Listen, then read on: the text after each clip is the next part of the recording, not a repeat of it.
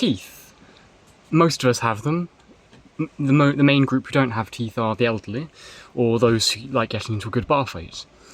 I have a selection of teeth from prehistory, and the catalogue sharing was requested by a friend. We'll start with the most recent additions. These are a collection of shark teeth found at Reculver in Kent, UK.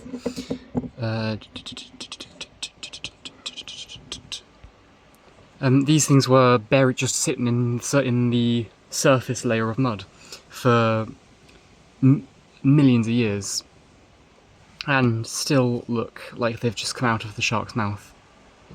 They're lovely teeth, but something that astounds me is that you can still see just how sharp they are. Where's the tooth? You still see just how they're still really, really bloody pointy after all of these years.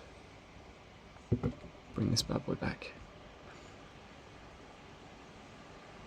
Come on, focus. Maybe not. Maybe let's not focus. Oh, now it focuses. Bell end. But yeah, these are very nice teeth from Reculver, varying different species of shark that I haven't identified yet. But you've got some backwards curved teeth, some straight teeth, so varying different species. Put this back over here. There's another shark tooth, there's another unidentified shark tooth. This is from the opposite end of the country. It's from North Yorkshire, roughly 66 to 145 million years ago in the Cretaceous period. This one is even sharper. I used it to stab someone a little while ago because they were being a knob. But it's a very strange little shape. God, my fingernails are atrocious. Don't bite your nails, kids. But it's a very nice little tooth. Whereas this one is from the Cretaceous period, the Reculver teeth are between 54 and 56 million years ago. Get back in focus. Being from the Eocene period. It's another shark tooth. A Cretaceous period crow shark. Specimen 01-017, so box 1, specimen 17. This is approximately 70 to 65 million years ago, Cretaceous. It's from Morocco. Morocco has incredible estuarine and marine deposits from the late Jurassic to early Cretaceous period. And those deposits span across a lot of North Africa. The Jurassic segments of the formation are largely terrestrial. From those Jurassic deposits, we recently got the one of the earliest ankylosaurids we know of that had a tail club, Spicamelus afer, or African spiked lizard, I believe. Or African spiked collar? I'm not sure. We'll stick with the marine theme. This time from North America. This is a mosasaur tooth, specimen 01-015. Between 100 and 66 million years ago from the Western Interior Seaway. The Western Interior Seaway was a large stretch of water that bisected the modern-day United States and Canada into two landmasses, Lauramidia and Appalachia, I think? Yeah, Lauramidia and Appalachia. But this tooth has a very conical shape. It's like a flattened cone, which made it ideal for gripping, slippery marine life, which is pretty important when you are often, almost always found in water. But mosasaurs could vary greatly in size, so instead of putting this one away, I'm going to bring in another tooth. Will it fit on camera? It will fit on camera. This is also a mosasaur tooth. I don't need to say much more, but there's a nickname for mosasaurs that I really appreciate, and it's the Cretaceous aquatic murder sausage, stemming from their tubular shape. And you might think, what other animals have a tubular shape in the modern day? Well, monitor lizards and snakes.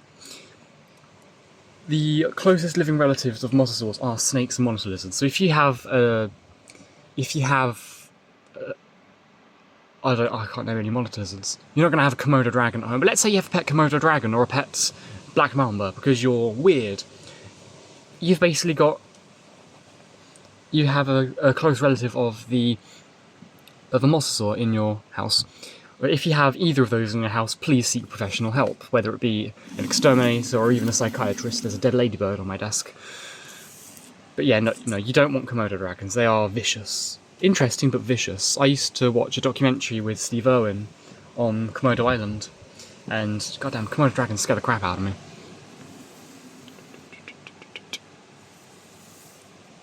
It's a Triceratops tooth. From Hell Creek in the late Cretaceous, about 66 million years ago. This would have been found almost on the line that marks the KPG extinction. It's specimen 03-009. And you might think, oh, this tooth is tiny, it's not even the size of my thumbnail. And that would be because these teeth would have formed what are called dental batteries. They would have slotted into, you see these ridges? These ridges would have slotted into the ridges on other teeth and formed very tightly locked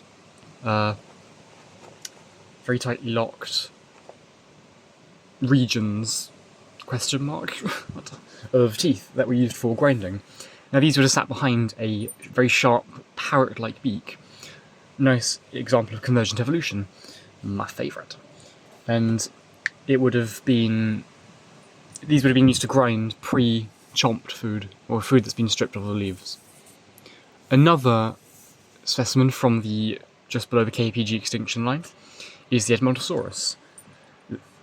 Specimen 03-003, a lot of 3s and 0s, very nice. There's a fly just flown past my camera, that's a bit rude.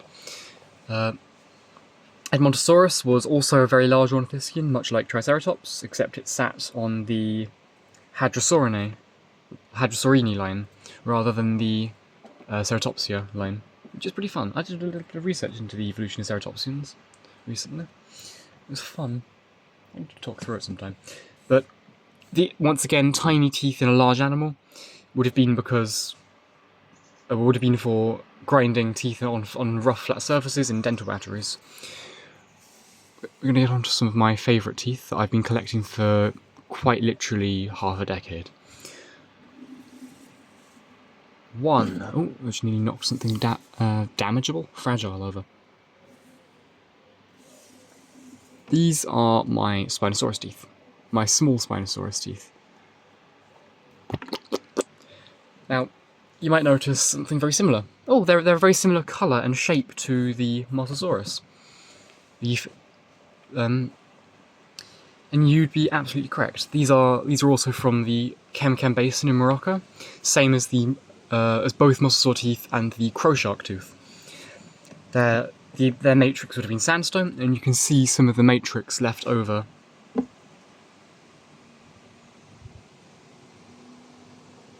can see some of the matrix left over here. It's a very rough sandstone. But what draws me to these is that you've got a very shiny layer, and that layer... Come on, focus! And that layer is the enamel. There you are. You can see it's cracked, but the reason it's not falling apart is because it's been treated with a fossil glue. Darker regions are a more concentrated level of iron in the enamel, and these are just beautiful, beautiful teeth. And they're cheap as chips. That's a very British expression. I'm showing my Britishness, even though I can't stand this country with the way it's run. Both political sides are useless, but I will not get into that. In some of them you can see bits of quartz in the root, and you can actually see how thick the enamel layer was. Focus, please! I don't want a 1080p Ultra HD view of my thumb, thank you very much. I want it of the tooth.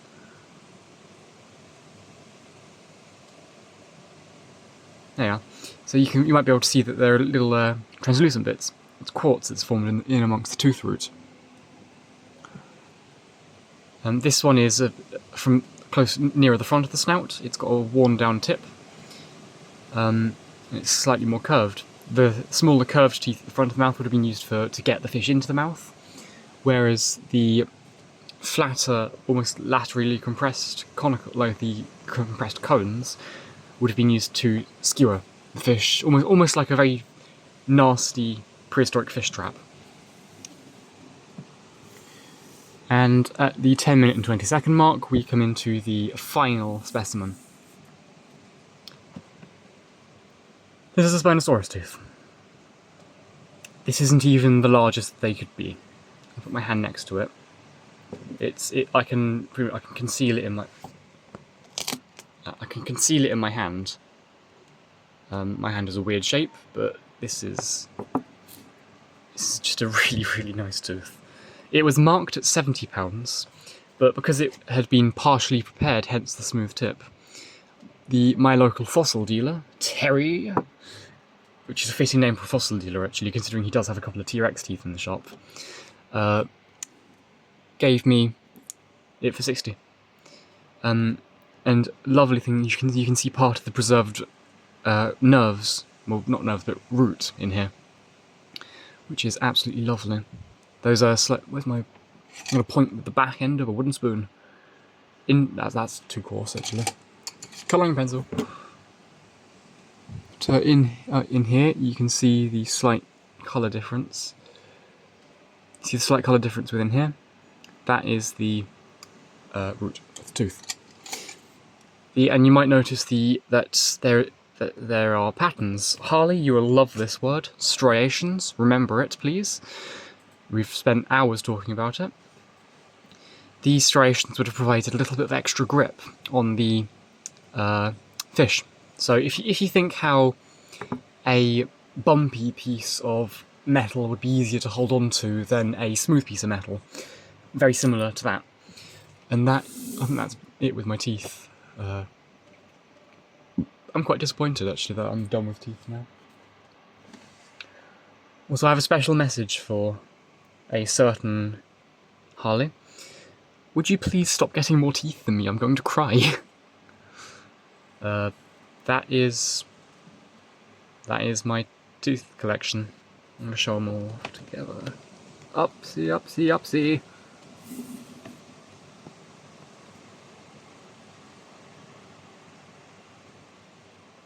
Ignore my pile of books and paper, that is not important today. But that is my desk of teeth. Wait until I show you my collection of human teeth.